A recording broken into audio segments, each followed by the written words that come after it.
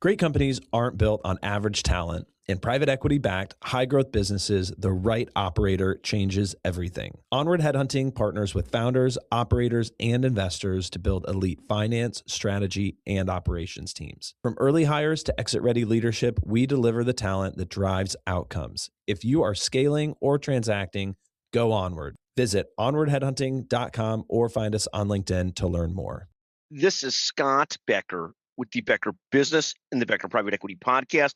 I'm thrilled today to be joined by a brilliant entrepreneur and advisor. We're joined today by Nathan Freystaetter. Nathan's the founder of GoFig. He's going to tell us about the origin story, how he got started, where he's focused, and a lot more.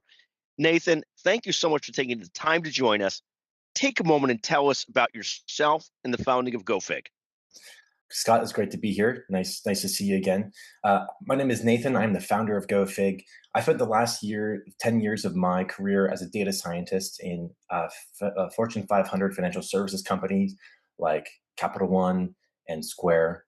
And what we've started in the last 1 year is building a financial data infrastructure and AI analyst for mid-market CFOs.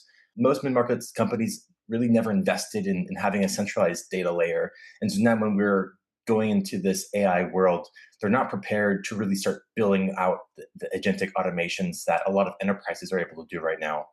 And so their finance teams are still living in this like brittle Excel world. We come in, we clean up their data, we build a system underneath their data, and then layer in the AI analysts on top of that to make things systemized and take off the manual grind. And how much of your focus today is that different than when you started the company? And how much of the focus today is on that, trying to utilize more and more artificial intelligence and technology tools to automate what people are doing? Yeah, so for the first 6 months when we started the company, the idea was simply to give people access to their data, looking at reports and dashboards. And there's a lot of value to that. But what we've really seen and over again is that people are busy and they can't just like go into a dashboard and dig in to get information. And what they really need is they need jobs to be done for them. And what has been really exciting in the first quarter of this year is seeing tools come out that have been able to do that reliably. I'm talking about Claude for Excel. I'm talking about OpenClaw. These are tools that have come in and with the right connections in place can completely automate very burdensome high manual tasks that are related to the month-end processes, accounting workflows, and sending out reports to leadership. Thank you. And how is it going? Who's the core client, the ideal customer today that you're working with, and how's it going so far? Yeah, so we found a groove right now with real estate companies and property management companies. These are companies that have, they're all independently owned, even if they're franchised, and they all have their own systems in place. And a lot of the tools that have been built for these companies are not very sophisticated. So they are working in systems that generate PDF reports, and they're kind of limited to the structure of those canned reports, and they can't really go deeper. And so we've come in, we've integrated with the software companies that are used widely in these two industries and worked closely with the CFOs to really dig deeper to answer questions like, how can we help refactor our incentive structure for our real estate agents? Because there's this pressure right now where commission rates are dropping from the standard 3%. There's a lot of pressure from customers to drive down that 3%. And that's eroding real estate brokerage's margins. And so for the first time ever in the last 5 years, they're seeing their net profit go down. And that's a scary moment for real estate companies. And really, they have no way of doing this today in the systems they have. So we found a lot of success there. Fascinating. And take a second on what are you most excited about as you head into the second half of this year? Where are you most focused and most excited? So I think there's this accelerating trend. And I think 2026, we're seeing non-tech people start adopting AI and Claude. There's been a lot of news articles with Anthropic and the legal battle they've had with the Department of Defense and the U.S. government that has gone viral, and tools like the Excel plugin for using Claude has been so accessible that people have switched over to Claude and really seeing the value that it can add. Compared to say like Bitcoin, where we've had Bitcoin for the last 10 years and we still don't know if it's valuable or not. But AI, we're 3 years in, and we're seeing like this is not hallucinating anymore. It's actually doing quite a bit of really valuable work. And that's going to continue to accelerate over the next 12 months. And what I'm excited to see specifically in the finance space is, the CFOs who are operating in these smaller and mid-market companies, how are they going to continue to evolve from people who like having control over their Excel systems to being able to hand off those systems to engineers to build the systems that are automated, and really free up their time to do more high impact work. In what do you see? What's the pace of evolution that you're seeing? What you mentioned, this great comparison to Bitcoin, where people are really not sure what it exactly means, what it is, stuff like that. Here, people are seeing real use cases. What are you seeing Mhm. so far? Where are you seeing the real escalation, the real use cases, and so forth? Mhm. So here's the biggest use case, and I'll give an example of myself. So Go Fig, we are a 4-person company. We're small, right? By the definition of a small business, and we don't really have a dedicated sales team. So, but we've built out, and this is something that I'm really proud of as well. We built out OpenClaw to connect to all of our systems, our socials, my emails. It gets transcripts of every phone call that I have with prospects and clients, and it saves a database of all of these different touch points. And there's automated tasks that run based on certain triggers that I set. So conversations that I have will create material for my social channels and my blog. It'll generate really tailored messages and emails and outreach, and it'll update my CRM automatically with all the conversations that I have.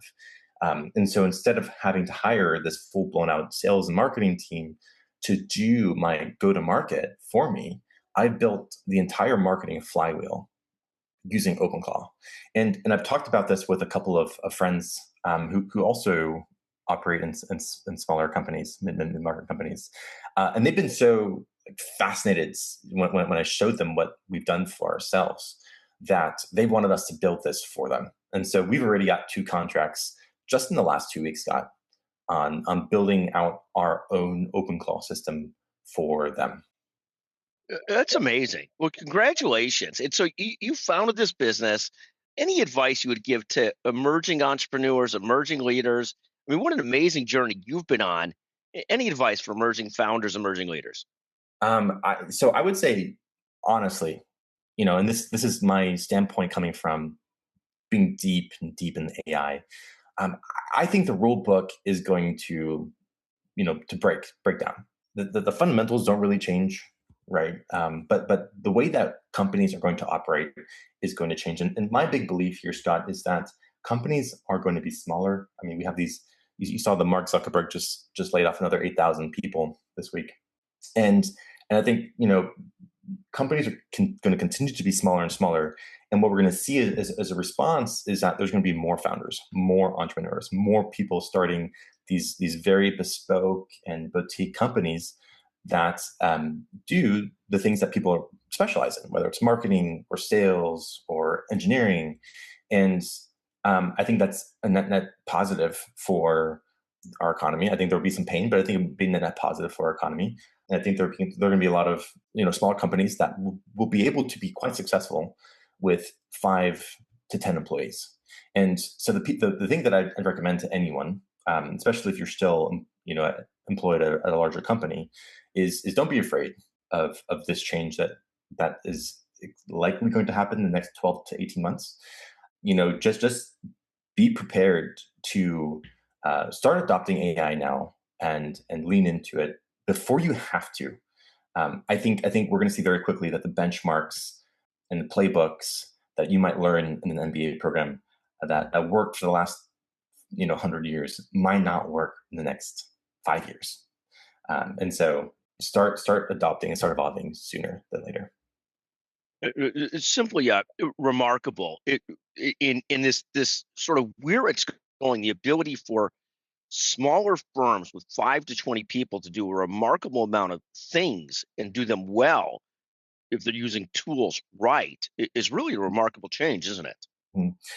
Yeah, I think so. Right. And when you drill down into it, what you really see is that 80% of the work that we do is not value adding. There are things that have to be done just because they have to be done, like updating a CRM, right?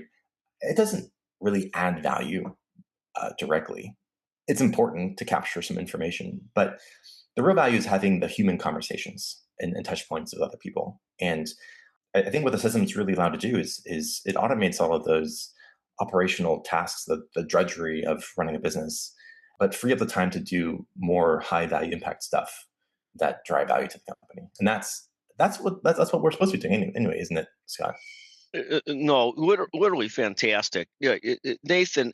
Anything else you want to share with us today? It's amazing to watch your journey and what you're doing. I love it. Anything else you'd like to share with the audience today? I think just kind of reiterating something that I've already said here is start small with something, right? When I first installed OpenClaw, I just wanted to see what it can do. And I connected it to my Gmail and I gave it a command to just filter out my spam. Every day, look at my email, filter out the spam because I'm tired of having to do that. Seeing all these messages come in my inbox and it's cluttering the things that I really need to respond to. And I saw that like it worked flawlessly. And it's not that hard to do that simple task. It's one integration with my Gmail, and now is it. So for anyone else who doesn't know where to start with AI, really just think of like the smallest thing, filtering out spam, and setting up a schedule on that.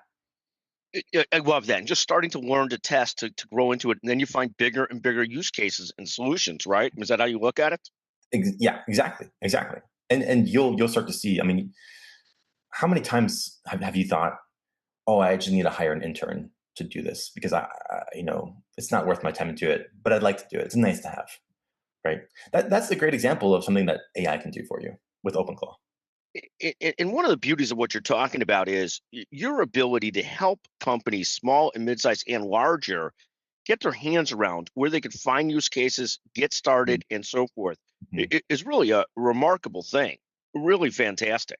I mean, that's something people really need because all of us are sort of struggling with it. Many people are not experts in it. So if you can find a guide to help you how to use Mhm. the AI to work through these things in Mhm. your business system, whether it's in real estate, accounting, finance, whatever you're doing, just a great solution, isn't it? Yeah, that's right. And there's a lot of people doing this stuff, and there's groups that you can find online that, or even locally in your cities that are sharing ideas and building their own version of this. And quite frankly, that's the best way to learn as well. Is get surround yourself with other people who are doing it and try it yourself, and share learnings with each other, right? And see what's working and what else you might need to start doing. Love it again. Nathan Freystaetter, tremendous entrepreneur, thinker, incredibly useful solution for people. Great. Nathan, thank you so much for joining us. Again, Nathan's the founder of GoFig. Uh, Tremendous, Nathan. Thank you so much for joining us today. Thank you, Scott. Great to talk to you.